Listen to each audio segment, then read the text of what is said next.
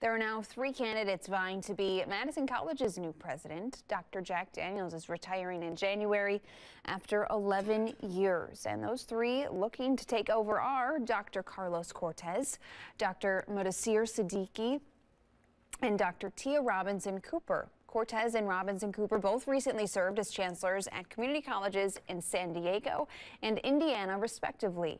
Right now, Siddiqui is the Vice Chancellor of Instructional Innovation and Digital Strategy at the Houston Community College System. If you want to learn more about them, ask questions. Forums are scheduled at Madison College's Truax campus October 14th, 16th, and 21st.